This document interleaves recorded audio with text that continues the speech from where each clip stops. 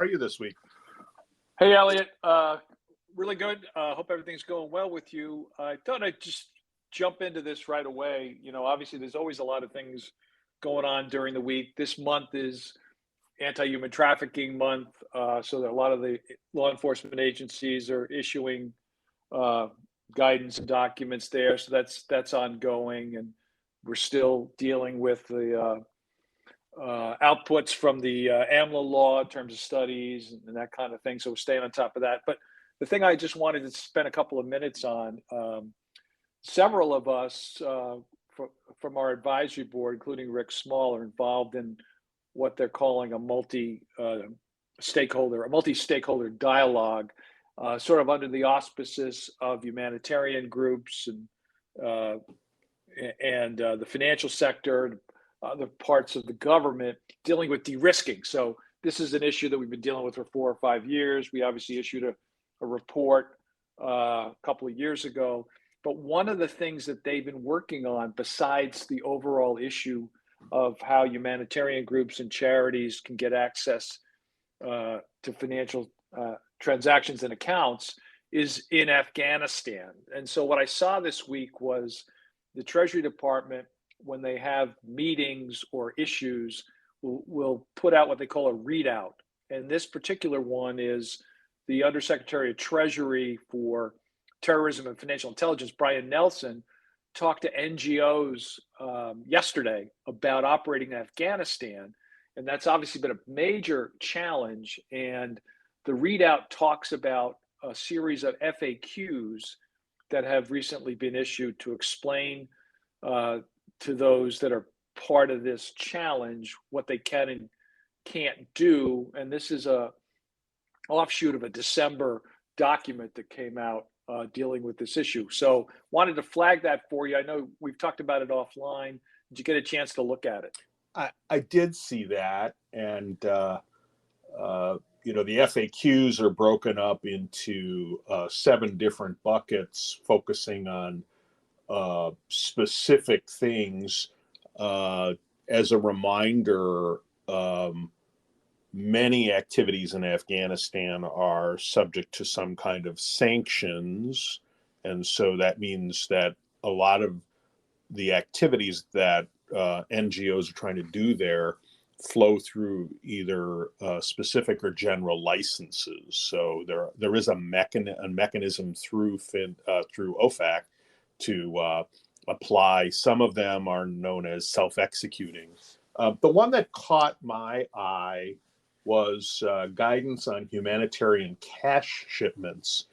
And as I was thinking about that one, whether it's in a relief effort that is as a result of a catastrophic event, a hurricane or an earthquake or something like that, or whether it's a broader ongoing relief effort in Afghanistan, as an example, as a result of years and years of conflict, governments coming and going, and the things going on there. There's still this need, in addition to what I'll call relief supplies and relief activity, is you still need relief funding. And oftentimes in these areas, cash is the most effective because you can do something with it on the ground. And particularly in some parts of the world where electronic payment systems have not developed to any sufficient. So I thought it was interesting that there's updated guidance on humanitarian cash shipments to Afghanistan, and it does go back to a number of general licenses that are already in place, but with clarification. So for those of our listeners who are providing financial services to organizations, NGOs or others, I think it would be important for them to be looking at those this FAQ and the related licenses, so that they can help their customers move funds in an effective way.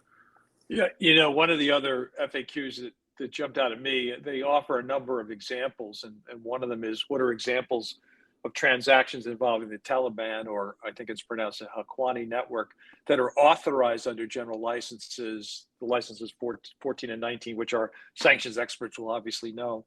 They say one example is if an NGO is providing support directly to Afghan hospitals or healthcare workers, but needs to sign an MOU that involves the Taliban in order to provide such support directly to the Afghan people, that would be authorized under those general licenses. So there is a recognition on the part of OFAC and Treasury that, despite or because of the challenges now in Afghanistan, we really need to be able to help the citizens there, and especially in issues like medical issues.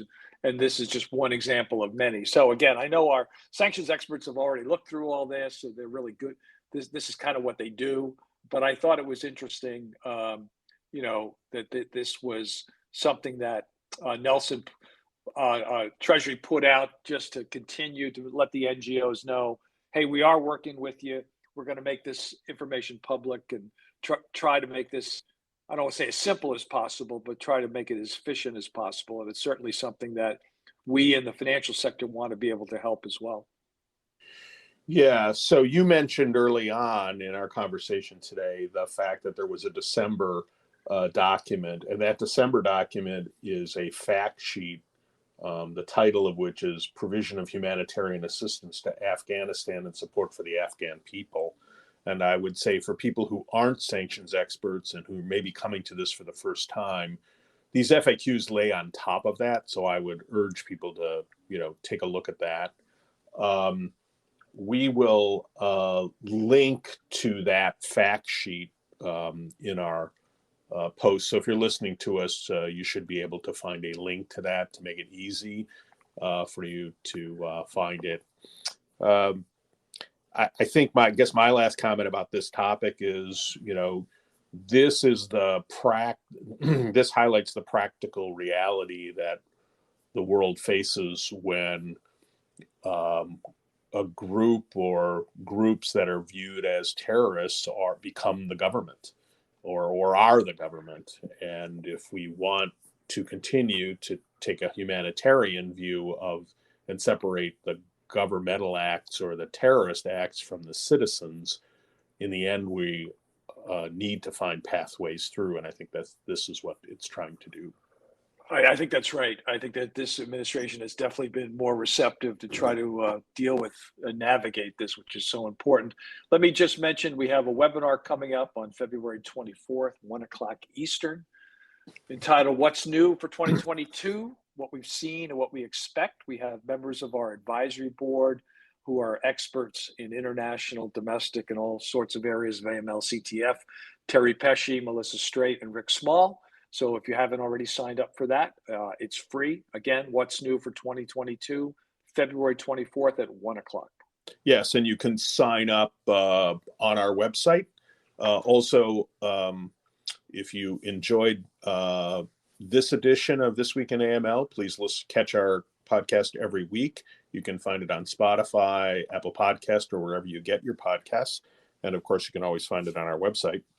And lastly, I want to put in a plug for a series of blog posts that we're working on, which is going to look at 2022, kind of what's in store in the financial crimes compliance space from globally on a region by region basis. So watch, it's going to be a multi-part series authored by one of our colleagues, Sophie Proctor. So keep an eye on that. Those will start posting later this month.